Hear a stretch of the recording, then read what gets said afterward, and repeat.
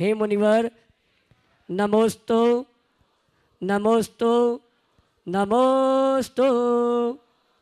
और आइए गुरुवर के आशीर्वाद से हम और आप अपनी शंकाओं का समाधान प्राप्त करें। उसके पूर्व आप सभी से कहना चाहूँगा, परम पूज्य मुनिवर की आज भव्य आगवानी उदासीन आश्रम से शोभा यात्रा प्रारंभ हुई, जो नगर के मुख्य मार्गों से होते हुए वैभव नगर में पंचकणक प्रतिष्ठा महोत्सव, जो कि आगामी 2 दिसंबर से 7 दिसंबर तक परम पूज्य मुनिवर के सानिध्य में आयोजित है। और ये आयोजन अपने आप में अनूठा अतिशयकारी इसलिए है कि अभी तक हमने सुना था कि आचार्य भगवंत के सानिध्य में इंदौर के 13 जिनालय की प्रतिष्ठा हुई थी, लेकिन अब ये सुनने में आएगा कि 8 मंदिर ने एक साथ मिलकर गोकुल नगर दिगंबर जैन समाज के जिनालय की प्रतिष्ठा करवाने का अवसर सौभाग्य प्राप्त किया। और ये 2 दिसंबर से ध्वजारोहण के माध्यम से, घट यात्रा के माध्यम से हमारा ये महा अनुष्ठान प्रारंभ होगा। आइए हम और आप परम पूज्य मुनिवर से शंका समाधान के लिए निवेदन करें। उसके पूर्व आज जिन्होंने गुणायतन से जुड़ने का अवसर सौभाग्य प्राप्त किया है, उनके नामों की घोषणा यहाँ से की जा रही है। मैं चाहूँगा उनके भावों की अनुमोदना के लिए आप ताली बजाकर उनका सम्मान करेंगे। निर्माण निधि के रूप में चांदनी जी युवराज जी जन्मदिन के उपलक्ष्य पर आगरा, श्रीमती तसला जी धर्मपत्नी श्री ईश्वर दयाल जी काशगंज, श्रीमान अभिषेक जी, श्रीमान सुनील कुमार जी आगरा, शैलेश जी चंद्रशेखर जी मिटकार बादलपुर ठाणे, श्रीमान आलोक जी श्रीमती अभी जैन इंदौर, श्रीमान चिराग जी अर्पिता जैन इंदौर, श्रीमान दीपक कुमार जी, श्रीमान प्रदीप कुमार जी इंदौर और श्रीमान अभिषेक जी प्रकाश मोदी भाटापारा, इन्होंने निर्माण निधि के रूप में गुणायतन से जुड़ने का अवसर प्राप्त किया है। जोरदार ताली बजाकर इनका सम्मान करें। और आइए चलते हैं ऑनलाइन जिन्होंने निर्माण सारथी के रूप में जुड़ने का अवसर प्राप्त किया है। स्वर्गीय ज्ञानचंद जी जैन की स्मृति में श्रीमती शिमला देवी जी, अनिल जी, शैलेन जी, महेंद्र जी, धर्मेंद्र जी जैन फूप भिंड और सूत्रधार के रूप में श्रीमान पंकज जी काले, स्वाति जी काले, गारी काले पुणे, इन्होंने सूत्रधार के रूप में जुड़ने का अवसर प्राप्त किया है। ताली बजाकर का सम्मान करें। और आइए मैं आमंत्रित करूंगा निर्माण मित्र के रूप में जिन्होंने जुड़ने का अवसर प्राप्त किया है, वे आएंगे। परम पूज्य मुनिवर के श्री चरणों में नमन करते हुए आशीर्वाद प्राप्त करेंगे। और महोत्सव कमेटी धर्म प्रणाम समिति गुणायतर परिवार सम्मान का कार्यक्रम संपन्न करेंगे। निर्माण मित्र के रूप में प्रोफेसर टीसी जैन साहब उज्जैन, जिन्होंने आज निर्माण मित्र के रूप में जुड़ने का अवसर प्राप्त किया है, उनके सम्मान के लिए मैं आमंत्रित करूंगा। यजमान परिवार से मुकेश जी पाटौदी, अशोक जी दोषी ये आएंगे और हमारे सम्मानी निर्माण मित्र परिवार का सम्मान का कार्यक्रम संपन्न करेंगे। और मैं चाहूँगा आप जोरदार ताली बजाकर इनका सम्मान करें। श्रीमान टीसी जैन साहब उज्जैन, श्रीमती रानी जी ये साहब आ जाएं, आइए। और आइए हम जिनकी परंपरा में संतों के दर्शन कर रहे हैं, संतों की आहार चर्चा करा रहे हैं, ऐसे 20वीं सदी के महान सत्य प्रथमाचार्य चारिष्टवर्ती आचार्य श्री शांति जागरण महाराज के आचार्य पदारोहण के शताब्दी वर्ष पर भारत सरकार के द्वारा डाक विभाग द्वारा एक बहुत ही अच्छा डाक टिकट जारी किया गया है। इस कार्य को संपादित करने में होम्बो जैन तीर्थ के भट्टारक देवेंद्र कीर्ति स्वामी जी का महत्वपूर्ण योगदान रहा है। और इसका लोकार्पण का कार्य पहले हो चुका है, लेकिन आज पुनः परम पूज्य मुनिवर के सानिध्य में ये लोकार्पण का कार्यक्रम टिकट जारी किया जा रहा है। 5 रुपये का एक टिकट है। लगभग 5 लाख डाक टिकट जारी किए गए हैं डाक विभाग द्वारा। आज इसका लोकार्पण परम पूज्य मुनिवर के सानिध्य में संपन्न हो रहा है। और इसके लोकार्पण के लिए मैं आमंत्रित करूंगा जो सोच संस्थान से ओम जी पाटौदी, स्वप्निल जी, निर्मल कुमार जी पाटौदी, सीए जितेंद्र जी, कमलेश जी, और इसके साथ मैं आमंत्रित करूंगा हमारे श्रीमान पंकज जी, रमेश जी, अशोक जी और साथ में मुकेश जी हर जी, ये सभी आएंगे परम पूज्य मुनिवर के सानिध्य में। आचार्य श्री और साथ में श्रीमती चंद्रकला जी पाटनी जी आ जावे, रानी दोषी भी आ जावे लोकार्पण के लिए।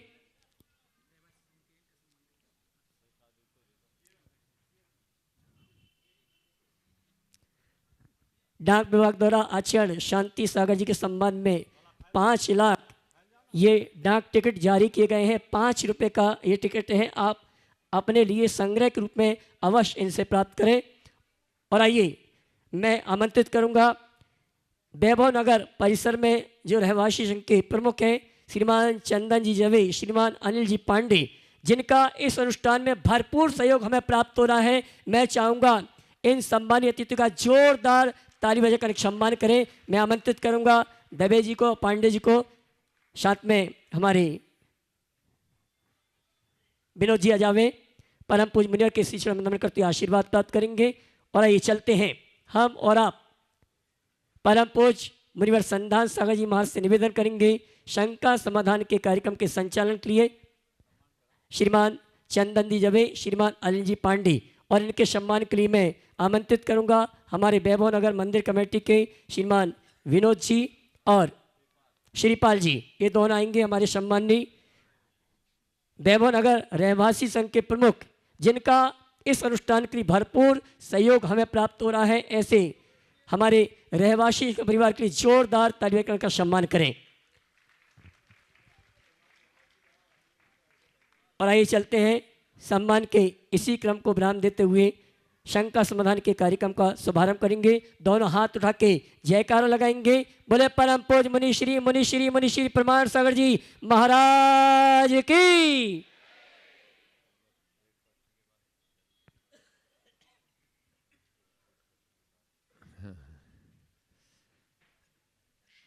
आज का यह शंका समाधान उस पावन भूमि में जहाँ यह पंच कल्याण होने जा रहा है, गुरु चरणों में प्रथम प्रश्न के लिए मैं आमंत्रित कर रहा हूँ ललित जी दीपचंद जी बाटलीवाल इंदौर। वे अपना प्रश्न गुरु चरणों में करेंगे, जो गुणायतन के ट्रस्टी हैं। और उसके बाद में तैयार रहेंगे टीसी जैन साहब उज्जैन, जो गुणायतन मित्र के रूप में जुड़े आज। गुरुवरों के चरणों में बारंबार नमोस्तु नमोस्तु नमोस्तु। गुरुजी, सामायिक प्रतिक्रमण आलोचना में क्या अंतर है, कृपया मार्गदर्शन दे दें। बहुत अच्छी बात। सामायिक प्रतिक्रमण और आलोचना, आलोचना और प्रतिक्रमण एक दूसरे के नामांतरण। अपने द्वारा किए गए दोषों की निंदा पूर्वक उसकी शुद्धि करना आलोचना है, और अपने दोषों के निराकरण का नाम प्रतिक्रमण है। आलोचना प्रतिक्रमण का ही एक भेद है। और सामायिक आत्मा में संलीन होना अथवा समता रखना, इसका नाम सामायिक। टीसी जैन साहब उज्जैन। नमोस्तु महाराज जी। नमोस्तु नमोस्तु से जुड़े हैं। और उसके बाद में तैयार रहेंगे महाराज जी। मुंबई से, एक मिनट, मुंबई से अपने बीच में पंकज जी पद्मा जी शाह आज यहाँ पर उपस्थित है। वे अपना प्रश्न गुरु चरणों में। महाराज जी, हमारी शंका है कि बोली लेते समय जो किस्तों में राशि जमा करने की व्यवस्था है वो कहाँ तक सही है? महाराज जी, आपके मुखार बिंदु से सुनना चाहता हूँ। बोली लेके राशि जमा करना किस्तों में? किस्तों में देखिए, दान पहली कोशिश करनी चाहिए कि तुरंत दे, लेकिन कई बार बड़ा कार्य होता है और उसके लिए बड़ी राशि की ज़रूरत होती है। कोई भी व्यक्ति एक साथ बड़ी राशि देने में समर्थ नहीं होता, तो उस कार्य में और एक दिन में राशि लगती भी नहीं।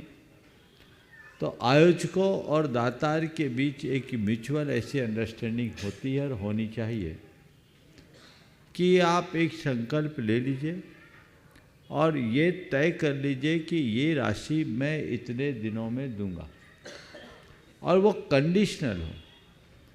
मेरी आज जैसी परिस्थिति रही और मैं इस दुनिया में रहा तो ये अमाउंट इतने दिनों में दूंगा।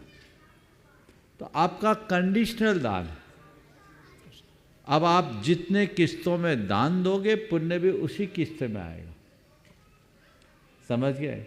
लेकिन इससे लाभ क्या होगा? लाभ ये होगा कि आप एक बड़े दान के लिए संकल्पित हो जाओगे। बाद में मन पलट जाता है। आज आपने संकल्प लिया कि मैं किसी काम के लिए इतनी राशि दूंगा और 3 साल में दूंगा, तो आप 3 साल तक उस राशि को देने की तत्परता अपने मन में रखोगे और निकल जाएगा तो आपका दान में लग जाएगा। और ऐसा संकल्प नहीं है एक बार दे दिए कल मन बदल गया। तो संकल्प सिद्धि का आधार है। यदि ऐसा मौका मिले तो संकल्पित होने में चूकना नहीं चाहिए। और दानादिक देने के लिए सतत उत्साहित रहना चाहिए। लेकिन जहाँ तक देने का सवाल है तो अपना जो भी कंडीशन है उसको पहले से प्रकट कर देना चाहिए कि हम इस कंडीशन में दे रहे हैं, आयोजकों को जचे तो दे और न तो न दे। पर उसमें भी ये कोशिश करनी चाहिए कि जितनी जल्दी संभव है हम दे दें, उसमें देर ना करें तो ज़्यादा अच्छा। अपने और भी- एक बात, कमिटमेंट करते समय अपनी स्थिति का आकलन करके ही कमिटमेंट करना चाहिए। आज मेरी रेकरिंग अर्निंग क्या है, उस अर्निंग के अनुसार मैं अगर 3 साल के लिए कमिटमेंट कर रहा हूं तो 3 साल तक ये देने की पोजीशन में रहूंगा कि नहीं, तब तो आप कमिटमेंट करना। और आपने संकल्प ले लिया बड़ा और चुकाने की ताकत नहीं, बाद में सोचा हमने तो यही कहा था, कर पाए तो कर दिए, नहीं तो नहीं, तो ऐसा फर्जी काम ठीक नहीं है। कई लोग ऐसा भी कर देते हैं, वो उचित नहीं। अपने बीच में मुंबई से गुणायतन के शिरोमणि संरक्षक परिवार पंकज जी पद्मा जी साहा यहाँ पर उपस्थित है। जोरदार तालियों से उनका स्वागत करें। और मैं चाहूँगा इस पूरे गुरुवर के प्रवास को जो ऐतिहासिक बनाने में लगी ऐसी धर्म प्रभावना समिति के अध्यक्ष अशोक जी दोषी, मुकेश जी पाटोदी मुख्य यजमान, रानी जी दोषी वे पहुँच जाएं और वहीं पर उनका प्रश्न और उत्तर के बाद में वहीं पर सम्मान करेंगे। तब तक वे अपना प्रश्न करें और उसके बाद में तैयार रहेंगे अपने बीच में शिरोमणि संरक्षक की रमेश जी इंजीनियर, अरियंत भैया, बिट्टू भैया, वे आज अपने बीच में सतना से जो आचार्य समय सागर जी महाराज के चातुर्मास को बहुत ही अच्छा सफल बना रहे हैं। और उनकी पीछे भी रमेश भैया को मिली है। बता समग्र मुनिवरों के चरणों में नमोस्तु और इक्षामी। गुरुवर हम लोग प्रतिदिन पूजन करते हैं, कोशिश करते हैं कि बहुत भक्ति भाव से ही करें, लेकिन कभी कभी वह क्रिया मात्र बन जाती है।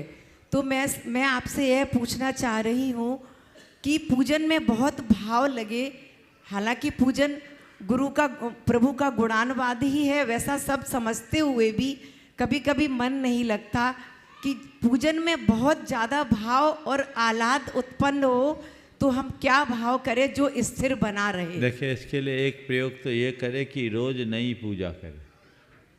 एक ही पूजा रटी रटाई करने में वो टेप रिकॉर्ड वाला सिस्टम हो जाता है। हमारा सबकॉन्शियस माइंड कुछ और करता है और मुझसे कुछ और होता रहता है, तो अस्थिरता रहती है। नया प्रयोग होना चाहिए रोज नई। दोस्त, हाँ, अगर बन सके और अगर इतनी काव्य प्रतिभा हो जाए तो खुद की पूजा रच लो, इससे अच्छी बात क्या होगी। और एक बात बताऊं, भगवान को हृदय में विराजमान करके एक आध दिन ऐसा प्रयोग करो कि मैं रटी रटाई पूजा नहीं करूं, भगवान के पास जा कर के मुझसे उल्टा सीधा जैसा बनेगा वैसा बोल के अपनी पूजा करूँगी और अष्ट द्रव्य चढ़ाऊँगे। देखो कैसा आनंद आता है। कोई ज़रूरी तो छंद गाना, कोई ज़रूरी थोड़ी कि भगवान कविता ही पसंद करते हैं। आप बिना छंद के गाइए, हे भगवान मेरे पास भाव है, शब्द नहीं है, और मैं अपना भाव आपके चरणों में अर्पित करता हूँ और आपकी जल से पूजा करता हूँ।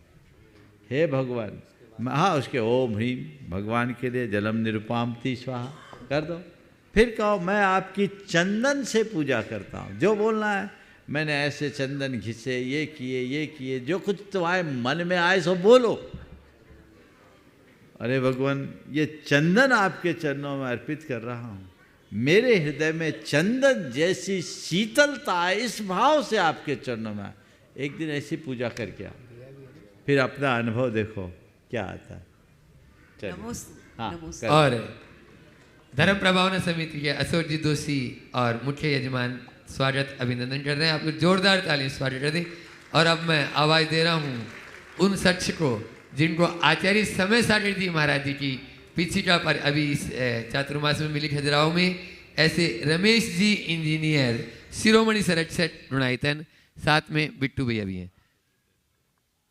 और उनके सम्मान के लिए हर्ष जी जो संयोजक है इस पंच कल्याण के और धर्म प्रभावना समिति के महामंत्री, और जितेंद्र जी जैन सीए वे तैयार रहेंगे।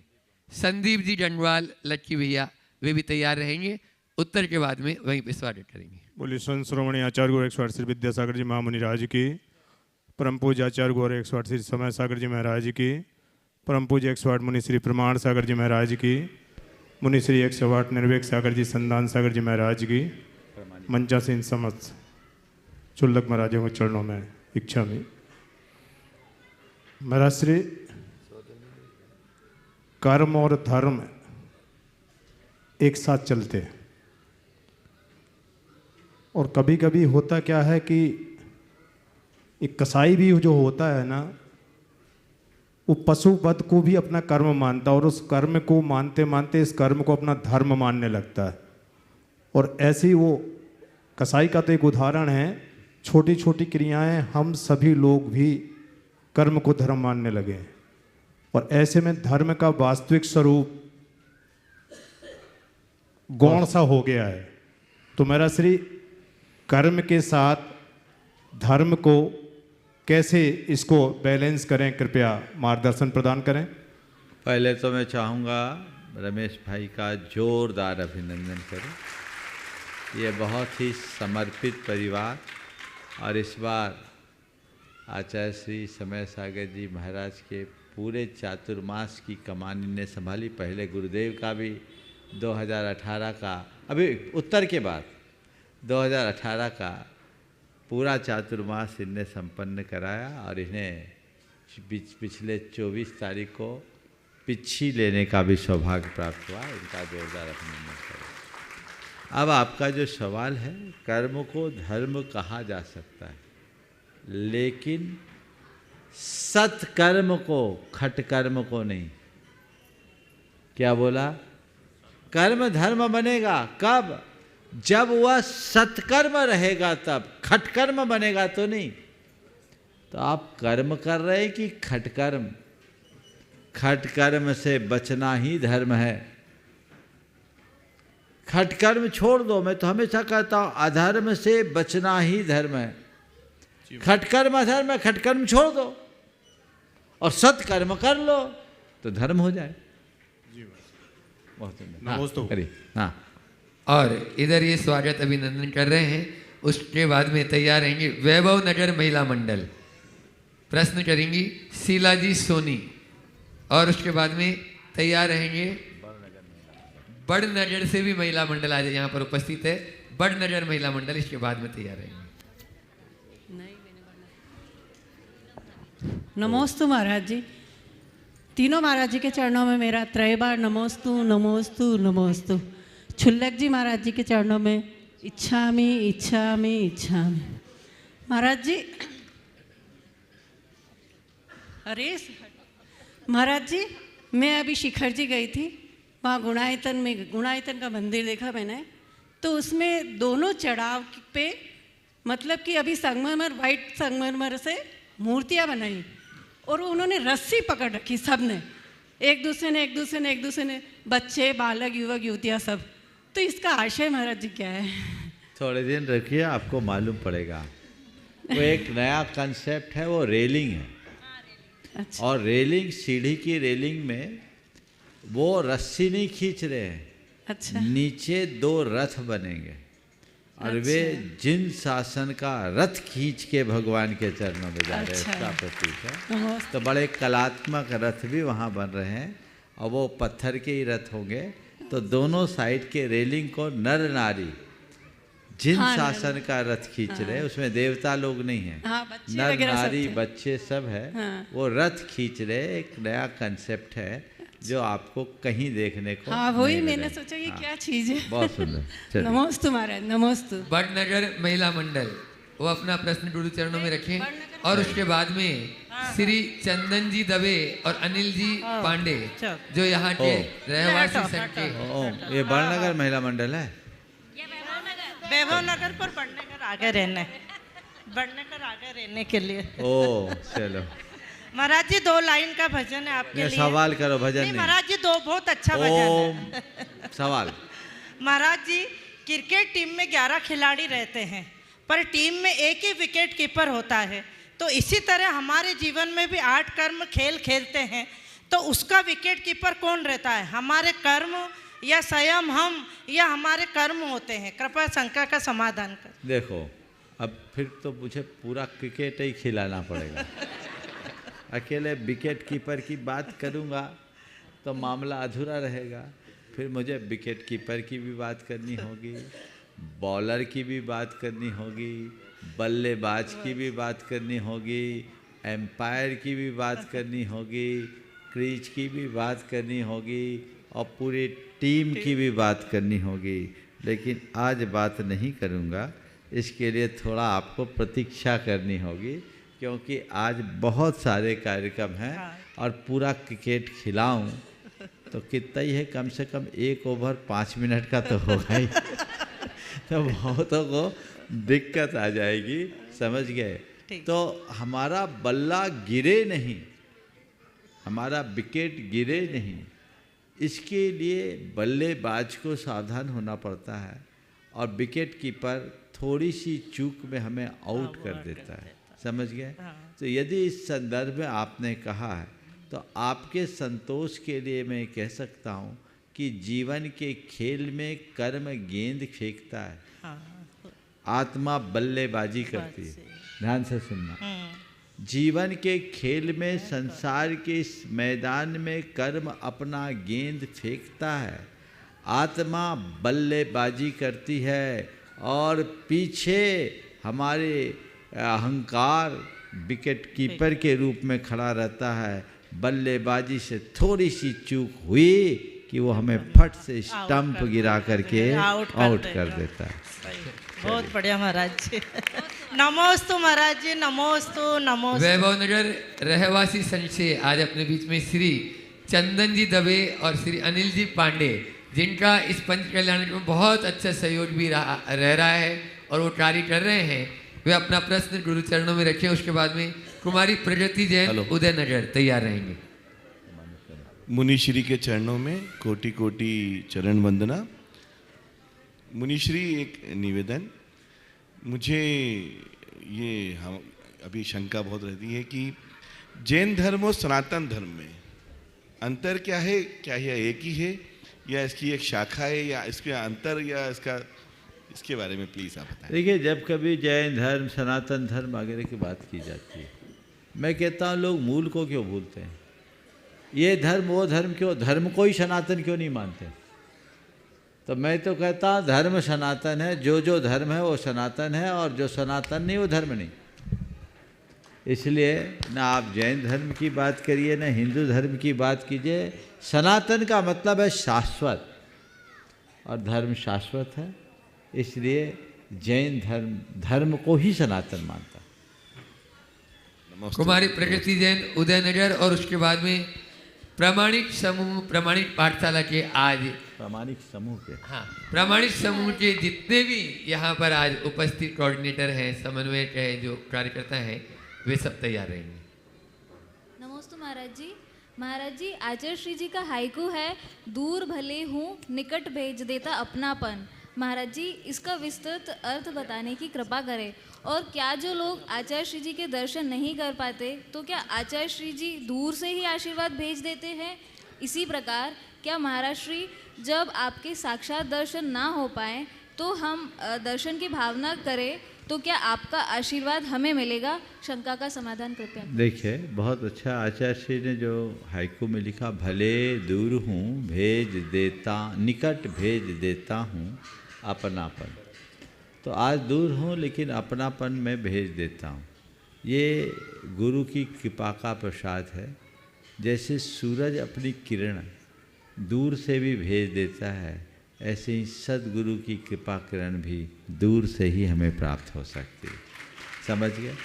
जहाँ तक आशीर्वाद की बात है, आशीर्वाद दिया नहीं जाता, आशीर्वाद लिया जाता है।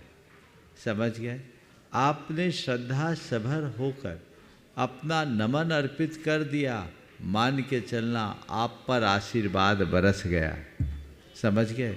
वैसे श्रद्धा तो होनी चाहिए, मन में विश्वास होना चाहिए, और यदि ऐसा हो गया तो सारा कार्य अपने आप हो सकता है। आगे महाराज जी बुलाए। आप देख रहे हैं ये सारे युवा यहाँ सामने खड़े हैं, ये सब प्रामाणिक समूह के मूल स्तंभ है। देश विदेश में काम कर रहे ऐसे अनेक युवा जो सब मल्टीनेशनल कंपनीज में जुड़े हैं, सब प्रोफेशनल्स हैं और पिछले 6-7 वर्षों से, बल्कि और ज़्यादा हो गया, प्रामाणिक समूह के लिए बहुत काम कर रहे हैं। प्रामाणिक समूह की विभिन्न गतिविधियों से आप लोग पूरी तरह वाकिफ़ है। धर्म की प्रभावना में इनका बहुत महत्वपूर्ण योगदान है। तो आज ये कुछ विशेष विचार विमर्श के लिए यहाँ पर उपस्थित हुए हैं, जो प्रामाणिक समूह के भी प्रमुख स्तंभों में हैं, यहाँ सामने उपस्थित है। आप देख रहे हैं जिनके हाथ में माइक है, मैं चाहूँ इनका परिचय मैं ही करवा दूँ, क्योंकि ये लोग सबसे परिचित करते हैं। जिनके हाथ में माइक है वो है अचिंत्य, इधर साथ में है श्रीश और उनकी धर्मपत्नी अनुपमा, एक साथ हो जाओ। और उसके बाद है मनोज जैन दिल्ली से, और फिर है सचिन जयपुर से, और उसके बाजू में है सुकृति दिल्ली से, और डॉक्टर पूजा जी हैं पूना से, और रुचि जी बज सिंगापुर से, अचिंत्य भी सिंगापुर से है, और सुप्रिया आपके बड़ौदा से है, बड़ोदरा। ये लोग बहुत अच्छा काम कर रहे हैं और शताधिक लोग, बल्कि 200 से ज़्यादा लोग प्रामाणिक समूह के लिए विभिन्न तरह के कार्य कर रहे हैं, जिसमें प्रामाणिक कहानियाँ आप लोग सुनते हैं, यूट्यूब और सोशल मीडिया के माध्यम से अन्य चीज़ों को जानते हैं। और सबसे अच्छा उपक्रम प्रामाणिक पाठशाला का, जो गांव-गांव में पाठशालाएं संचालित हो रही, ऑनलाइन पाठशाला भी चल रही है। आज यहाँ ये सब लोग उपस्थित हैं। एक बार जोरदार करतल ध्वनि से इनका अभिनंदन करना चाहिए। ये लोग बहुत अच्छा कार्य कर रहे हैं, इनसे प्रेरणा भी लेना चाहिए।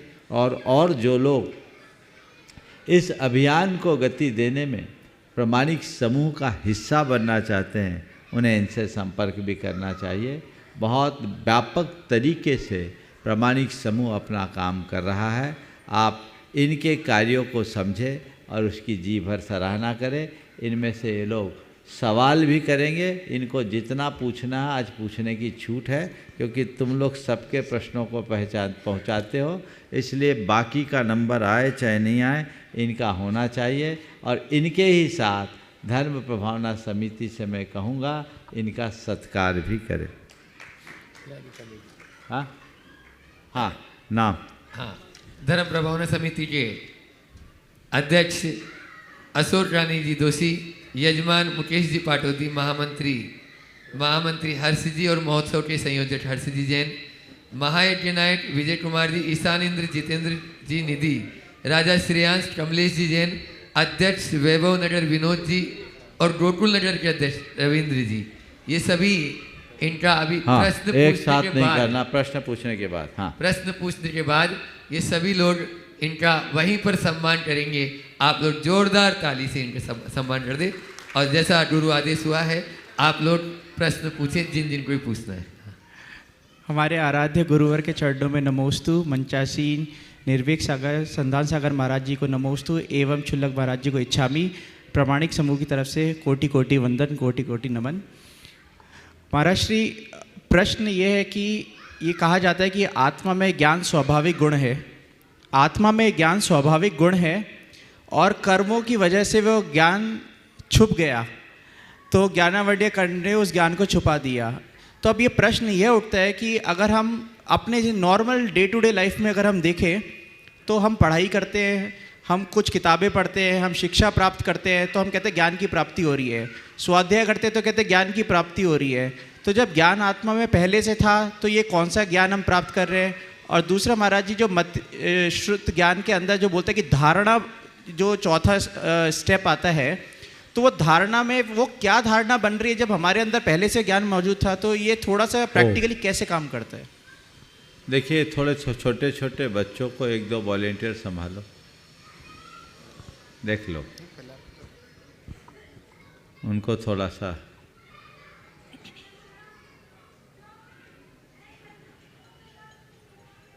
आपने सवाल किया है,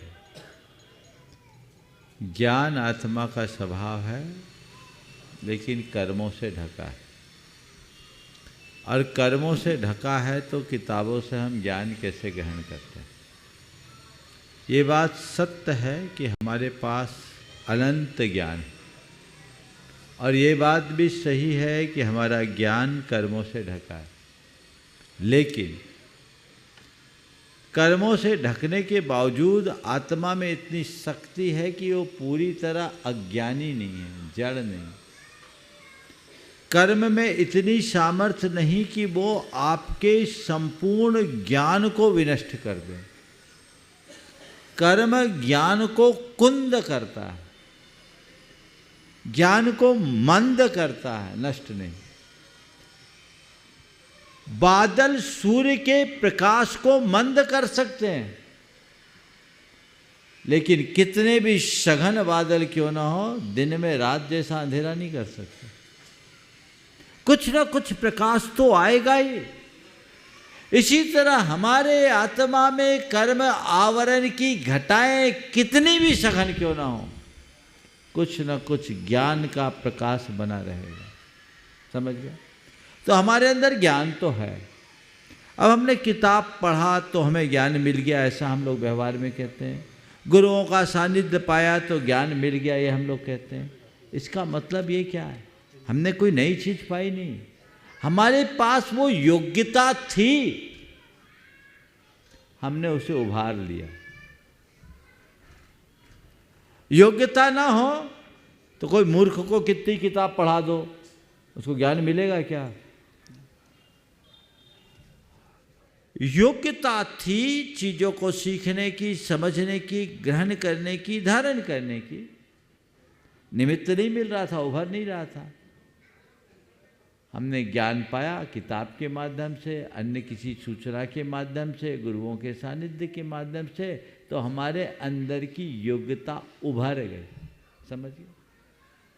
इसी प्रकार हम जब किसी वस्तु या व्यक्ति के विषय में जानते तो हमारे ज्ञान की कई स्टेज होती हैं। प्राय हमारे जीवन व्यवहार में जो भी हम लोग बोलते हैं, व्यवहार करते हैं, वो हमारी पूर्व धारणाओं पर आधारित होता है। हम कोई भी चीज़ पढ़ते हैं, देखते हैं, सुनते हैं, जानते हैं, उससे हमारी एक धारणा बन जाती है, जिसको शास्त्र की भाषा में कहते हैं धारणा मति ज्ञान। निमित्त पाकर जब उस धारणा में उभार आता है तो उसको बोलते हैं स्मरण, स्मृति। समझ गए? उस स्मृति के आधार पर हम कई अनुभूतियाँ भी करते हैं और कई विश्लेषण भी करते हैं। तो जो अनुभूति है वो तो हमारा मति ज्ञान है, और उसके आधार पर जो विश्लेषण है वो श्रुत ज्ञान है, जो हमें डिटेल ले जाता है। समझ गए? तो ये ज्ञान की अलग अलग परिणति है। नमोस्तु महाराज।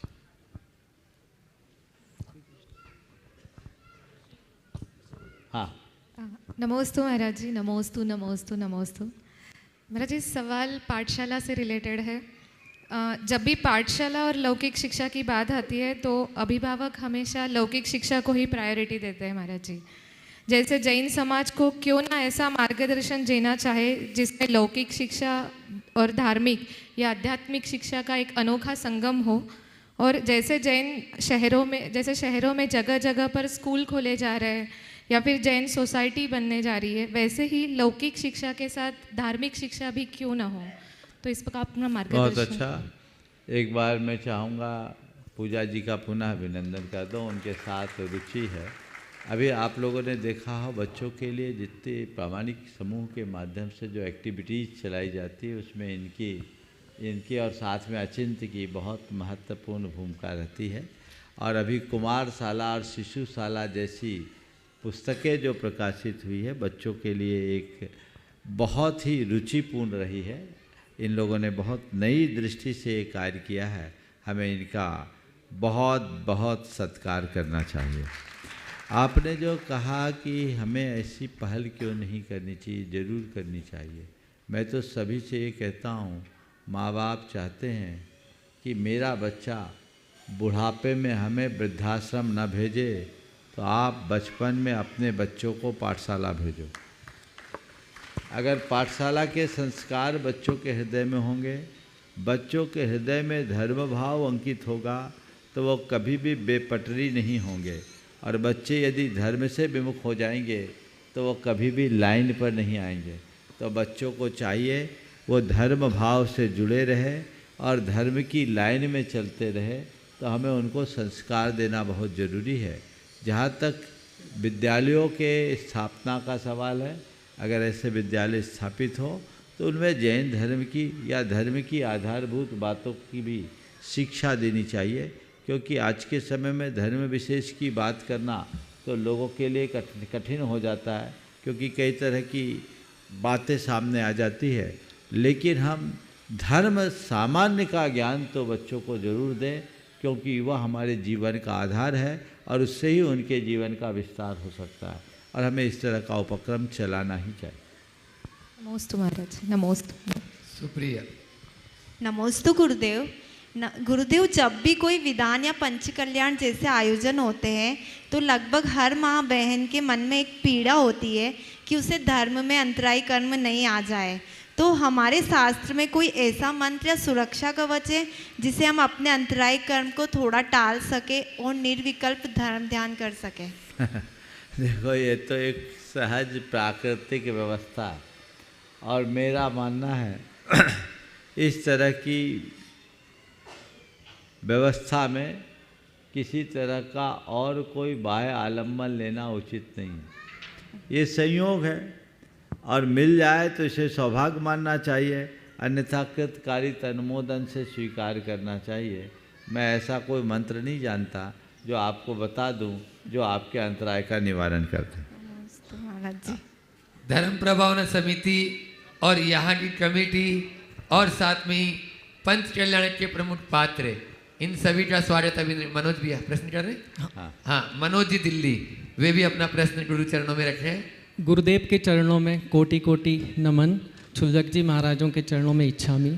और एक मिनट मनोज जी, इसी क्रम में मैं धीरेन्द्र जी काशलीवाल अपने बीच में सर सेठ हुकुमचंद जी के परिवार से इंद्र भवन से अपने बीच में हैं। वे भी सम्मान की इस बेला में आज जो प्रामाणिक समूह के ये कर्मठ कार्यकर्ता है, इनके सम्मान में वे भी अपना सहयोग करें।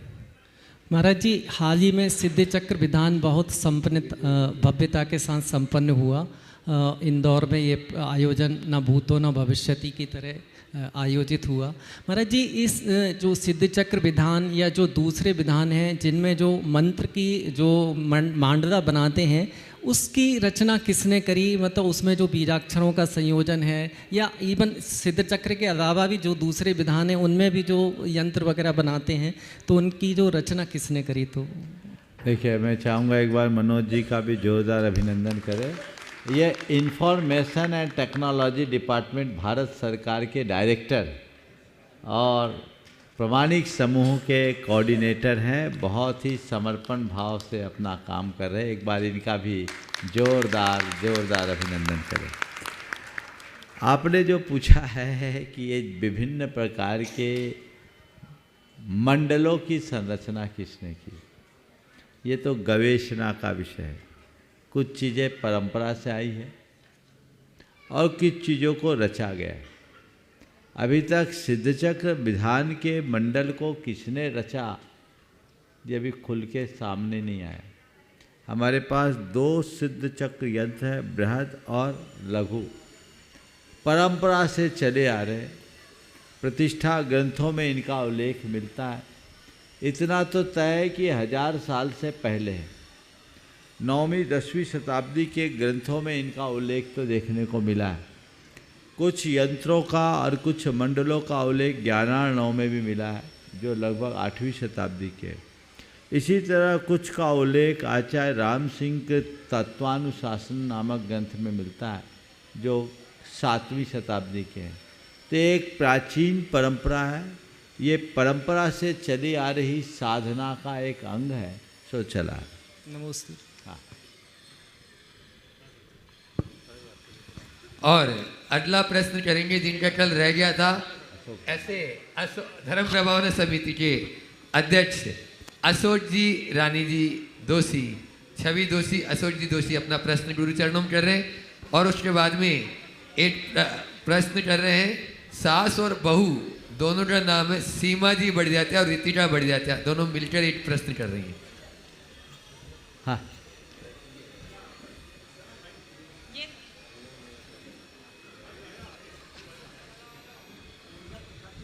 हाँ हाँ, कल एक बार अशोक जी का जोरदार अभिनंदन करिए।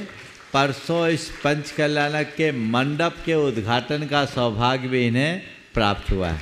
चलिए,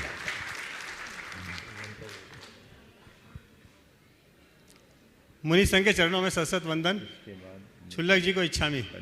सबसे पहले तो मैं धर्म प्रबंधन समिति की ओर से, पूरे जैन समाज इंदौर की ओर से रमेश जी कटनी को बहुत बहुत बधाई देता हूँ, उनके पुण्य की अनुमोदना करता हूँ। अब प्रश्न महाराज जी मेरा खेल जगत, अध्यात्म जगत और वापस शंका समाधान जगत का ही है। खेल जगत में महाराज जी, क्रिकेट के खेल में कोई भी बल्लेबाज आज तक ऐसा नहीं हुआ जो चौके और छक्के लगा के जिसने अपना शतक बनाया है, लेकिन ऐसे उदाहरण हैं कि जिन्होंने एक एक 2 रन बना के भी अपना शतक बनाया है। इसी तरह अध्यात्म जगत में महाराज जी, जो लोग करोड़ों का दान करते हैं, 10 उपास, 16 उपास, 32 उपास की तपस्या करते हैं और कम उम्र में आजीवन ब्रह्मचर्य का व्रत ले लेते हैं, ये सब धर्म के चौके छक्के हैं। लेकिन कुछ लोग ऐसे हैं महाराज जी, जो कम दान देते हैं और कम उपासना करते हैं, 1-2 उपास ही करते हैं और भी कुछ व्रत वगैरह लेते हैं, लेकिन सबसे बड़ी उनका जो धर्म वो निभाते हैं कि गुरु भगवंतों के आहार विहार निहार में की क्रियाओं में वो पूर्ण एक दिन के लिए, एक समय के लिए, छोटे से 1 घंटे के लिए सुबह आ जाते हैं, तो भी वो एक रन बन जाता है। इसी तरह आज जो आपका वैभव नगर और उदय नगर, उनकी इधर कन्नाडिया रोड, गोकुल नगर वालों ने एक रन बनाकर उन्होंने सेंचुरी बना ली है। क्रिकेट के जगत में महाराज सिर्फ सेंचुरी का बड़ा महत्व है, बल्लेबाज की जगत में। तो उन्होंने एक रन बनाकर, क्योंकि आपको आया को 130-40 दिन हो गए और लगातार 130-40 दिन से आ रहे हैं, तो 130 पे भी अभी नॉट आउट चल रहे हैं वो लोग बराबर। तो मेरा सिर्फ उनको तो बहुत बहुत मैं उनके पुण्य की अनुमोदना करता हूँ, लेकिन आपसे प्रश्न ये कर रहा हूँ कि महाराज जी, इस ये क्रिकेट का ये ग्राउंड कहेंगे, क्योंकि होलकर स्टेडियम फेमस है, ब्रेबान स्टेडियम, वानखेड़े स्टेडियम फेमस है, लेकिन ये जो वैभव नगर का स्टेडियम है, आप जैसा महान बल्लेबाज इसमें क्यों आए हैं, ये मुझे पूछना है। महान बल्लेबाज से मेरा पता है महान तपस्वी साधक, अध्यात्म जगत में और शंका समाधान जगत के महान बल्लेबाज को इसी भूमि पर क्यों आना पड़ा, ये मेरा प्रश्न है। मुझे लगता है कि इनका क्रिकेट प्रेम क्यों ज़्यादा है, क्योंकि इनका घर स्टेडियम के बाजू में। ये भाई सब देख क्या है? कल सब देख के मुझे लगता है कि अपने घर के छत से ही मैच देखते रहते है ना। लेकिन बहुत अच्छी बात कही है। देखिए, 2-3 बातें हैं। सवाल चौवा छक्का लगाने का नहीं, बिल्कुल है। नहीं। हाँ। सवाल सेंचुरी बनाने का भी नहीं। सवाल तो क्रीज पर डटे रहकर मैच जिताने का है। तुम कितने भी चौवा छक्का लगा लो, कितने भी सेंचुरी लगा लो, अगर मैच नहीं जिता पाए तो उसका कोई मतलब नहीं। अब भले टुका कर खेलो और मैच जीत जाओ तो तुम्हारे लिए मतलब है। तो बिल्कुल इस चातुर्मास में बहुतों ने अपने अपने तरीके से बल्लेबाजी की है और खूब चौवा छक्के लगे हैं, उसमें कोई चिंता करने की बात नहीं है। लेकिन निश्चित इस पूर्वी क्षेत्र के लोगों में कुछ ऐसे बल्लेबाज थे जो क्रीज पर पूरी तरह डटे रहे और ये उनका परिणाम। आपने जो सवाल किया कि आप इस क्षेत्र को क्यों चुने, इसी क्रीज पे क्यों आए? हाँ, मुझे तो ऐसा लगता है कि ये इन लोगों का प्रबल पुण्योदय था। इनने मेहनत की और जब बार बार कोई मेहनत करता है तो उसका परिणाम उसे जरूर मिलता है। ऐसा कोई दिन नहीं रहा जिस दिन इस क्षेत्र के लोगों की भागीदारी नहीं रही। पूरा पूर्वी क्षेत्र और उसमें भी रत्नत्रय ग्रुप तो पूरी हाजिरी दी ही। शायद इसीलिए पूर्वी क्षेत्र में भी सबसे ज़्यादा मैदान मार लिया वैभव नगर। होना तो उदयनगर में था। अब जगह ये ज़्यादा अच्छी लग गई तो ये फायदा इनको हो गया। पर बंधुओं, ये सवाल नहीं है कि आयोजन कहाँ हो रहा है, महत्वपूर्ण तो ये है कि क्या हो रहा है, और जो हो रहा है उसका सभी को भरपूर आनंद लेना चाहिए। बहुत बहुत आशीर्वाद। अगला सवाल आए उससे पूर्व ब्रह्मचारी नितिन भैया अपनी बात करेंगे, आप प्रतीक्षा करिए, समय रहने पर अवसर मिलेगा।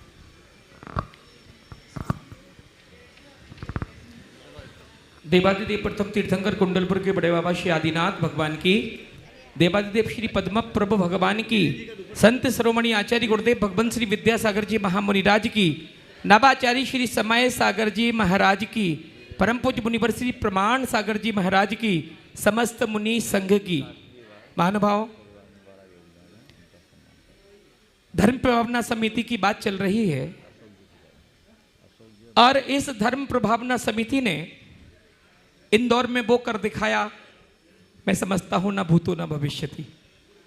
एक ऐतिहासिक चातुर्मास और एक ऐतिहासिक चातुर्मास के पश्चात एक ऐतिहासिक 108 रथावर्तन, पूरे विश्व में पहली बार 108 रथों का यह जो कार्य किया है महानुभाव, जिसकी पूरे देश में भूरी भूरी प्रशंसा हो रही है, ये पूज्य मुनिवर श्री प्रमाण सागर जी महाराज सत्संग की ये महती अनुकंपा रही इंदौर के ऊपर। और उस 108 रथावर्तन के उपरांत एक विशेष उपलब्धि कि पूज्य गुरुदेव के सत्संग सानिध्य में 13 जिनालयों के पंचकल्याणक संपन्न हुए और आज पूज्य मुनिवर श्री प्रमाण सागर जी महाराज के सत्संग सानिध्य में 8 कॉलोनियां एक जिनालय का पंचकल्याणक कराने का सौभाग्य प्राप्त कर रही है। भी एक इतिहास बन रहा है। महानुभाव, मैं समझता हूं कि आज से ही ये पंचकल्याणक प्रारंभ हो गया, ऐसा लग रहा है। पूज्य गुरुदेव मंच पर विराजमान है और सामने इतनी जनता जनार्दन बैठी है। मैं समझता हूं ऐसा लग रहा है जैसे हम संध्या काल के सारे कार्यक्रम यहां पर आयोजित कर रहे हैं। मैं एक निवेदन करना चाहता हूं, पंचकल्याणक में पात्र बन गए, माता पिता बन गए, चौधरीमिंद्र बन गए, महायज्ञ नायक कुबेर सभी बन गए, लेकिन अभी मुख्य पात्रता स्वर्ण सौभाग्यवती बहनों को देना चाहता हूं। मात्र 5 बहनें, जिनको भी आज मेरे पास बहुत सारी बहनें आई कि भैया जी वो स्वर्ण सौभाग्यवती तो इसमें बनी नहीं, कोई का नाम ही नजर नहीं आ रहा। तो मैं चाहता हूं जिनके मम्मी पापा हो वर्तमान में, जिनकी सास ससुर वर्तमान में जीवित हो और पहला बेटा हो, ऐसा 5 बहनें जो भी हैं अगर वो आ सकती हैं। ये गलत बात, बेटा हो या बेटी हो, जिनकी संतान हो, ठीक है, ये चक्कर नहीं पालो। पहला बेटा हो या बेटी हो, महाराज जी ने कहा है, तो इनकी राशि में यहाँ से फिक्स कर रहा हूँ। देखो, जिनके माँ बाप और सास ससुर दोनों इस धरती पर है, यानी जिनको दोनों पक्षों का आशीर्वाद मिल रहा है और जो संतानवती हैं वो सौभाग्यवती है। बेटा हो ये मानसिकता हटाओ, ठीक है, बेटा हो बेटी हो, स्वर्ण सौभाग्यवती संतानवती बहनों में मैं राशि फिक्स कर रहा हूँ। 1,11,000 रुपए की राशि है उनको, और मुख्य पात्रों के साथ पूजन करने का भी सौभाग्य उनको मिलेगा, और भी क्रियाओं में जो मुख्य रूप से सौभाग्यवती बहनें करती हैं वो मिलेगा। जिनकी भी भावना हो वो आकर जल्दी से अपने नाम, सिर्फ 5 चाहिए हमको, वो 5 दे देंगे, ताकि और परिवार के साथ नहीं बैठेंगे, वो अपने जोड़े के साथ बैठ सकते हैं।